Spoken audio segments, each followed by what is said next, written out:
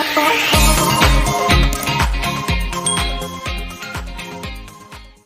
saya Diana Putri Rahayu dari kelas 6 Shift 2. Di sini ingin menjelaskan materi metodologi penelitian, yaitu tentang analisis data. Di sini menurut peneliti itu analisis data merupakan kegiatan setelah data dari seluruh responden atau sumber data lain terkumpul. Kegiatan dalam analisis data ini yang pertama mengelompokkan data berdasarkan variabel dan jenis respondennya. Yang kedua, metabolasi data berdasarkan variabel dari seluruh responden. Yang ketiga, menyajikan data tiap variabel yang diteliti. Yang keempat, melakukan perhitungan untuk menjawab rumusan masalah. Dan yang kelima, melakukan perhitungan untuk menguji hipotesis. Dan yang terakhir ini, bila penelitian tidak melakukan rumusan hipotesis, maka yang terakhir tidak digunakan. Maksud dari penelitian ini adalah menganalisis data itu sebuah upaya untuk mengolah data agar menjadi sebuah informasi yang dapat dipahami serta dapat dijadikan solusi dalam menentukan permasalahan maupun kesimpulan. Selain itu, terdapat langkah-langkah analisis data. Yang pertama, tahap pengumpulan data. Yang kedua, tahap editing, yaitu memeriksa kejelasan isi dari instrumen pengumpulan data. Yang ketiga, ada tahap coding atau melakukan identifikasi dari tiap pernyataan yang terdapat pada instrumen pengumpulan data. Dan yang keempat itu ada tahap tabulasi atau mencatat entry data ke dalam tabel penelitian terhadap tabel penelitian. Yang kelima itu ada tahap pengujian, dan yang terakhir itu ada tahap pendeskripsi data dan tahap penguji hipotesis. Nah, slide selanjutnya itu ada metodologi penelitian. Teknik analisis data dalam penelitian menggunakan statistik. Terdapat dua macam statistik yang digunakan untuk analisis data dalam penelitian, yaitu pertama ada deskriptif dan statistik inferensial yang meliputi statistik parametris dan statistik non parametris. Di sini tuh ada macam statistik untuk data, yaitu dibagi menjadi dua, statistik deskriptif dan statistik inferensial. Dan statistik inferensial itu dibagi menjadi dua, yaitu statistik parametris dan statistik non parametris. Ini ada statistik deskriptif, adalah statistik yang digunakan untuk menganalisis data dengan cara mendeskripsikan atau menggambarkan data yang telah terkumpul sebagaimana adanya tanpa bermaksud membuat kesimpulan yang berlaku untuk umum atau generalisasi. Penelitian yang dilakukan pada populasi atau tanpa diambil sampelnya jelas akan menggunakan statistik deskriptif dalam analisisnya, tetapi bila penelitian dilakukan pada sampel, maka analisisnya dapat menggunakan statistik deskriptif maupun inferensial. Nah, statistik deskriptif ini dapat digunakan bila peneliti hanya ingin mendeskripsikan data sampel dan tidak ingin membuat kesimpulan yang berlaku untuk populasi di mana sampel diambil. Tetapi bila peneliti ini ingin membuat kesimpulan yang berlaku untuk populasi, maka teknik analisis yang digunakan adalah teknik statistik inferensial. Jadi di sini itu statistik deskriptif itu maksudnya statistik yang modelnya itu berhubungan dengan pengumpulan data sampai data tersebut menjadi informasi yang berguna, dan di sini tidak diharuskan mendapatkan kesimpulan dari analisis tersebut. Slide selanjutnya itu statistik yang termasuk statistik deskriptif itu adalah penyajian data melalui tabel, grafik, diagram lingkaran, piktogram, perhitungan modus, median, mean atau pengukuran tendensi sentral, perhitungan desil, persentil, perhitungan penyebaran data melalui perhitungan rata-rata dan standar deviasi, dan yang terakhir ada perhitungan persentase.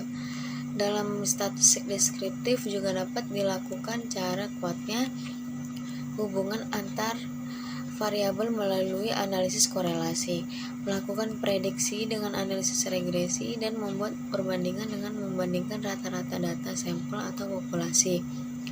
Hanya perlu diketahui bahwa dalam analisis korelasi, regresi, atau membandingkan dua rata-rata atau lebih tidak perlu diuji signifikannya. Jadi secara teknis dapat diketahui bahwa dalam statistik deskriptif tidak ada uji signifikasi, tidak ada taraf kesalahan karena peneliti tidak bermaksud membuat generalisasi sehingga tidak ada kesalahan generalisasi. Nah, dari deskriptif ini contohnya itu misalnya nih ada salah satu contohnya itu bisa menggunakan grafik. Nah, contohnya itu misalnya ada perusahaan ABC ingin mengetahui apakah tingkat pada kinerja SDM-nya meningkat atau menurun. Nah, maka staf yang bekerja di bidang tersebut atau yang menganalisis data tersebut itu menggunakan grafik yang statistiknya itu deskriptif. Dengan itu, si perusahaan dapat melihat apakah terjadi peningkatan setiap tahunnya atau tidak, atau apakah ada penurunan gitu. Nah, yang slide selanjutnya itu ada statistik inferensial atau sering disebut statistik induktif atau probabilitas, yaitu teknik statistik yang digunakan untuk menganalisis data sampel dan hasilnya diberlakukan untuk populasi. Statistik inferensial ini digunakan bila sampel diambil dari populasi yang jelas, dan teknik pengambilan sampel itu dilakukan secara random atau yang disebut statistik probabilitas, karena kesimpulan yang diberlakukan itu berdasarkan sampel, yaitu kebenarannya bersifat peluang atau probability. Suatu kesimpulan dari data sampel yang akan diberlakukan untuk populasi itu mempunyai peluang kesalahan dan kebenaran atau kepercayaan yang dinyatakan dalam bentuk persentase. Nah, di dalam statistik inferensial ini menggunakan beberapa teknik pengujian, yaitu analisis regresi linear, analisis variasi, analisis korarian, ada analisis korelasi, dan signifikasi statistik. Mengapa statistik inferensial ini hasil sampelnya hanya berlaku untuk populasi? Karena statistik inferensial ini memungkinkan si peneliti mendapatkan temuan populasi yang lebih besar dan membantu menilai kekuatan hubungan antara variabel independen dengan dependennya. Nah, slide terakhir itu ada statistik parametris, statistik yang digunakan untuk menganalisis data interval dan rasio, sedangkan statistik non parametris itu statistik yang digunakan untuk menganalisis data nominal dan ordinal. Maksudnya di sini itu kalau statistik parametris itu suatu metode statistik yang penerapannya menduga atau menguji parameter yang belum diketahui dari distribusi tertentu yang dianggap sesuai dengan kondisi data. Nah, metode ini itu memerlukan syarat dan asumsi dari data populasinya itu, dan data analisisnya itu berupa data interval dan data rasio. Nah, yang menurut non parametriknya itu suatu metode statistik yang tidak memerlukan adanya asumsi dari data populasinya dan tidak perlu didistribusikan. Biasanya data ini itu digunakan tidak terlalu besar jumlahnya gitu, misalnya maksimal 30 orang gitu atau gimana. Nah, teknik analisis ini terdapat ada dua macam, yaitu korelatif dan komparatif. Kalau korelatif itu mengetahui hubungan atau korelasi antara satu variabel dengan yang lain, dan kalau komparatif itu mengetahui perbedaan nilai parameternya. Nah, sekian dari saya. Terima kasih bagi yang telah menonton video ini dan telah mendengarkan penjelasan dari saya. Saya ucapkan terima kasih. Dan bila ada kesalahan kata, saya mohon maaf. Wabillahi taufiq wal hidayah. Wassalamualaikum warahmatullahi wabarakatuh.